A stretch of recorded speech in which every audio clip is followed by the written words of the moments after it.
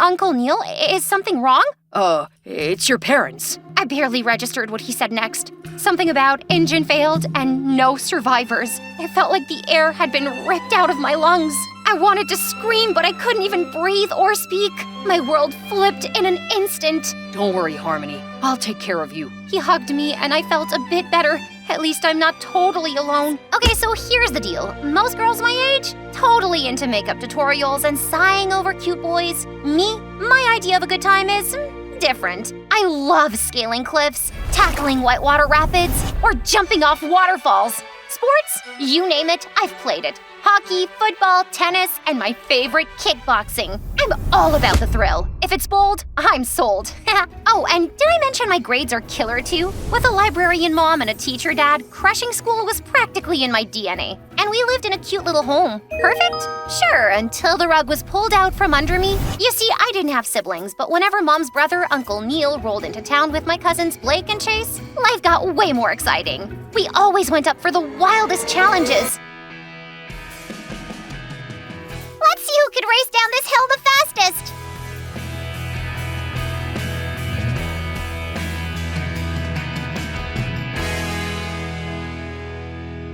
Bet you can't climb that tree higher than me. Who thinks they can walk on their hands longer than a giraffe in heels furthest? And when I was 13, things got super crazy. This one time, Uncle Neil had the brilliant idea to take us to a petting zoo. You'd think this was going to be a cute day with bunnies and ponies, right? Nope, Blake had other plans. Harmony, I have the ultimate challenge. Let's race alpacas. And you'll strap carrots to your heads. First across the finish line, if you survive, wins. Was it stupid? Yes. Was it dangerous?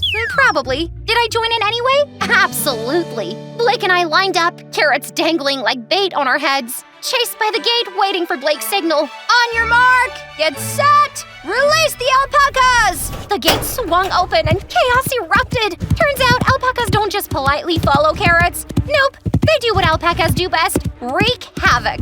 Blake's alpaca went full linebacker, body slamming a goat so hard the poor thing somersaulted. My alpaca? It chased a kid holding cotton candy across the zoo like it was playing tag. Ah! Meanwhile, the other alpaca stormed into the snack stand, scattering popcorn and slushies in every direction, sending parents and children scrambling in every direction. The chaos was so out of control, I couldn't help but laugh. Half in disbelief, half in sheer panic. Long story short, the zoo owners got everything under control and then kicked us. Oh, and their parting gift? A photo of us on the wall. Banned for life, keep these maniacs out. That afternoon when we pulled into the driveway, I turned to Uncle Neil. Uncle Neil, are you gonna tell my parents about today?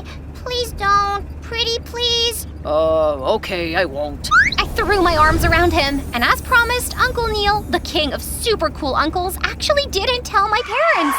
Wow, my life was amazing. Until it hit me a curveball at 16. Mom and Dad had to attend a teacher's convention, and I stayed home alone for the very first time. And it was super fun. I was living the dream, staying up as late as I wanted, binge-watching confession diary videos on repeat, and living off pizza every night. I was really living la vida loca. Until 3 days later when Uncle Neil, Blake, and Chase barged in totally unannounced. Hey, guys, Mom and Dad aren't home. But Uncle Neil looked super panicked, and I immediately felt a chill crawl up my spine. Uncle Neil, is something wrong?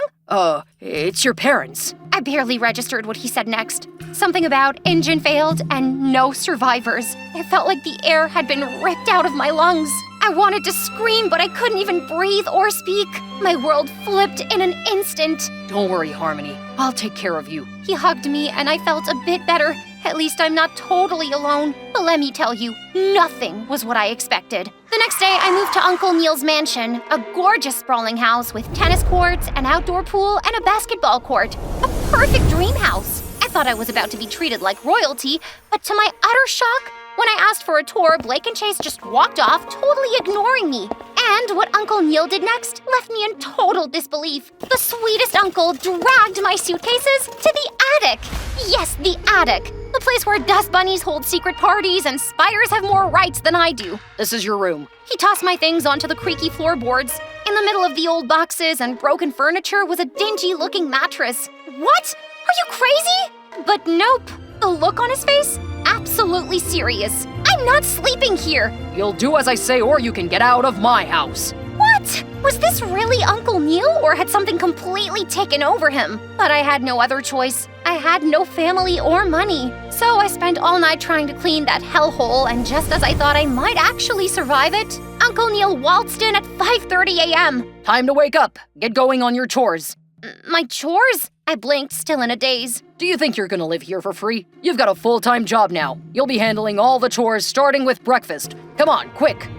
But my school! Forget school and focus on work if you want to stay here. Nothing comes for free. And with that, he turned and left. I stood there frozen, jaw still somewhere on the floor. Yup, your girl Harmony got turned into a maid. And just when I thought Chase and Blake would stand up to Uncle Neil and help me, they sided with him as well and left me stuck doing the most annoying things. Carve my ice cube into Batman. Hop on one foot and sing Twinkle Twinkle Little Star while you clean my room.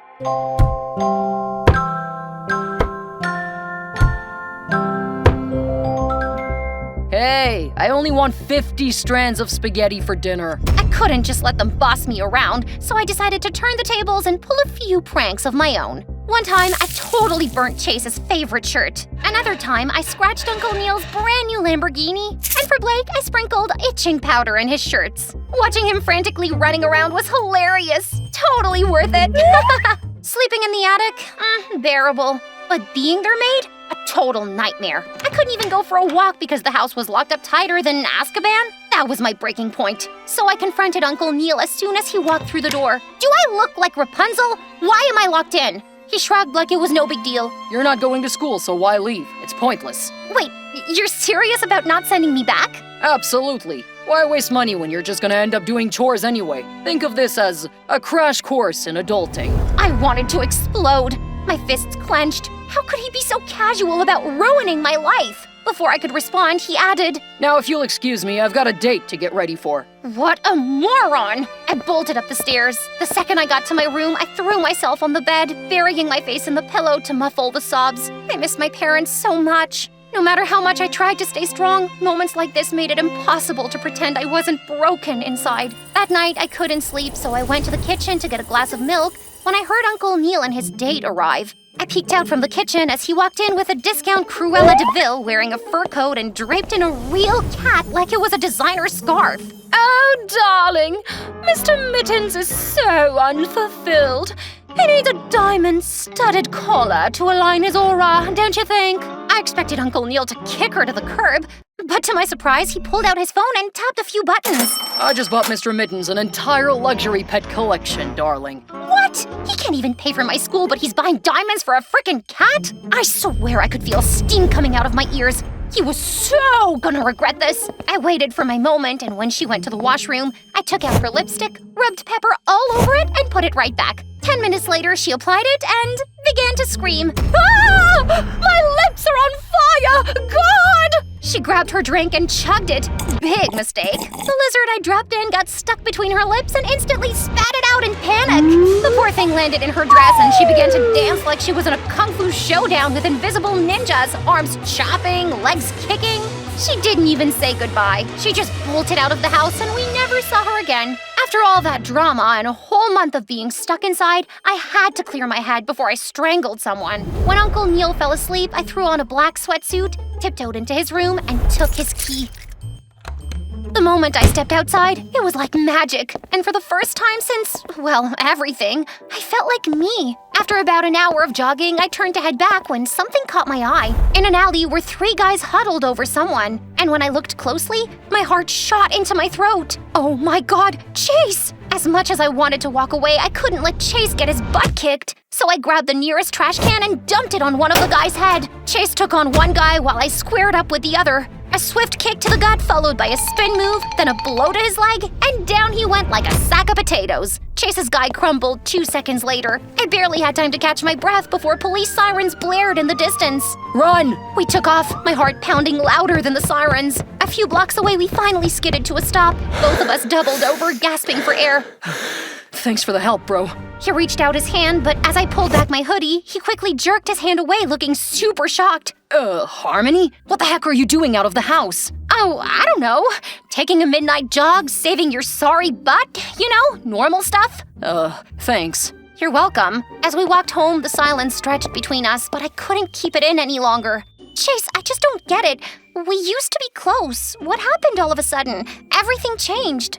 Dad had a rough time, especially with women. He thinks they're no good and they should stay at home and cater to their husbands, and when he won the lotto, he changed completely. He told Blake and me straight up, if we were nice to you, he'd pack us off to go to some boarding school in the middle of nowhere.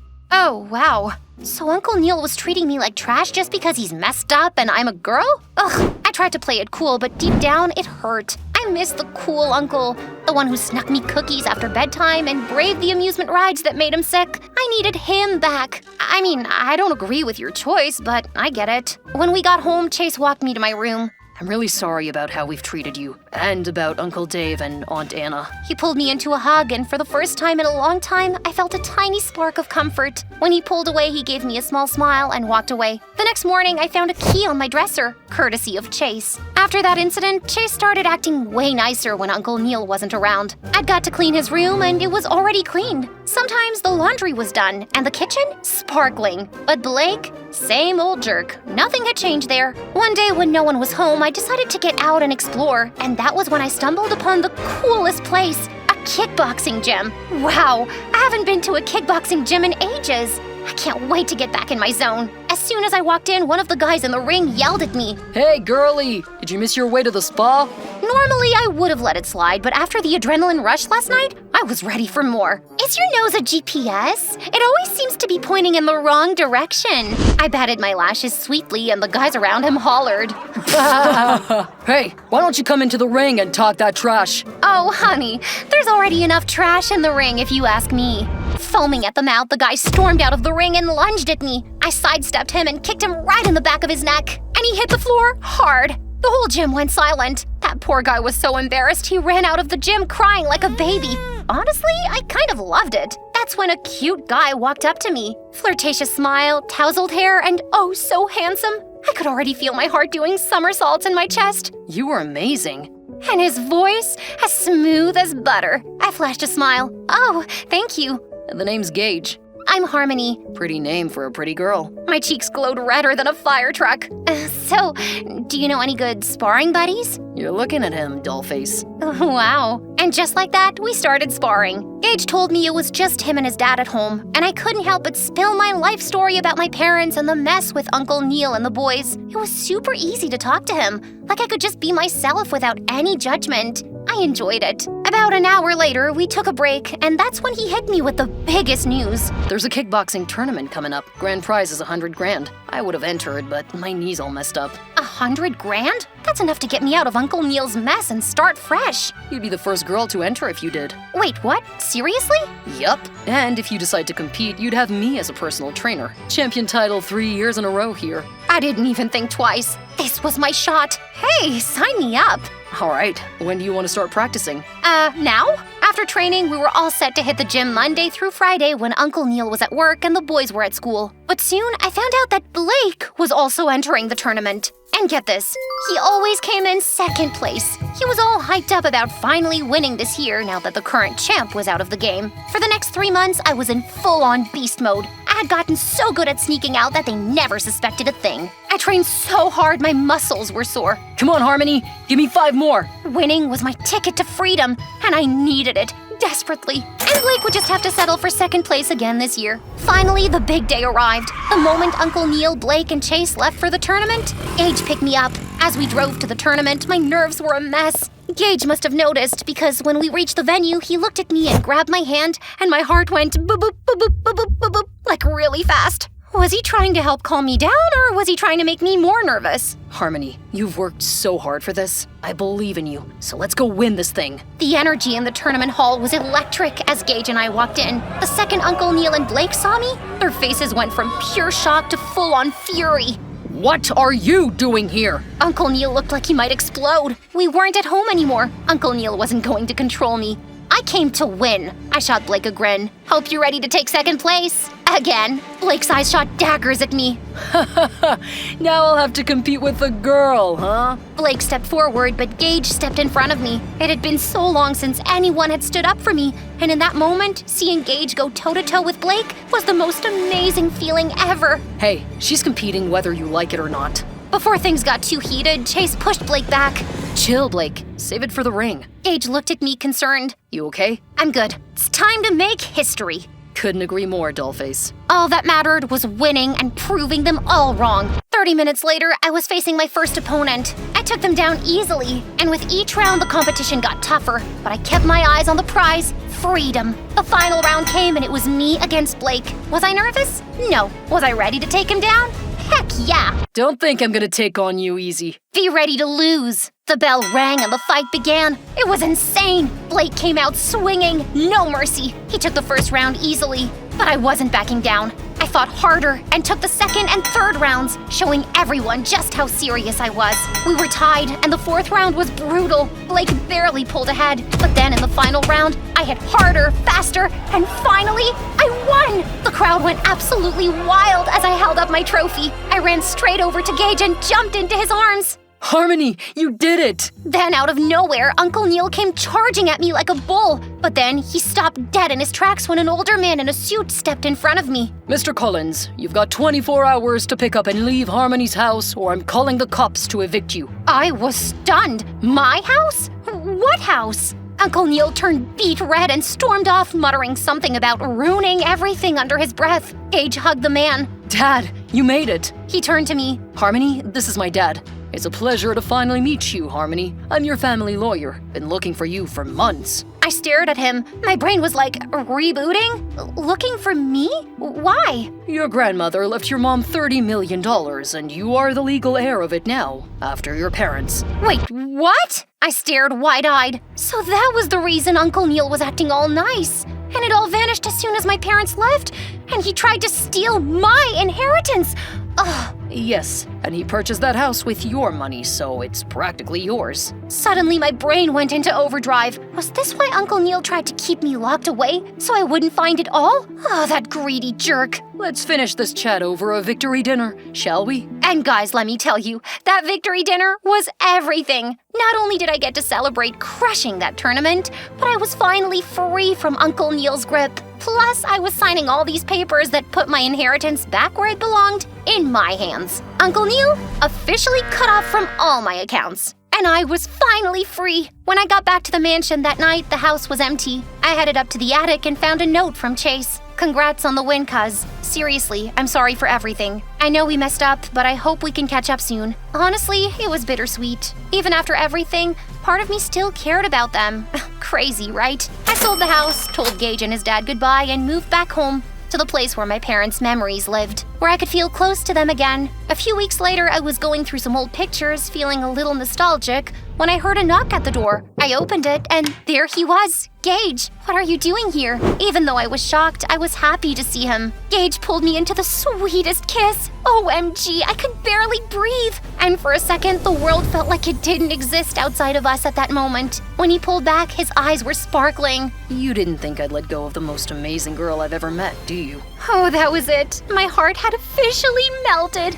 You think I'm amazing? Yeah, and I'd really like you to be my girl. Oh my gosh! I swear I couldn't hold back a grin if I tried. Of course I will.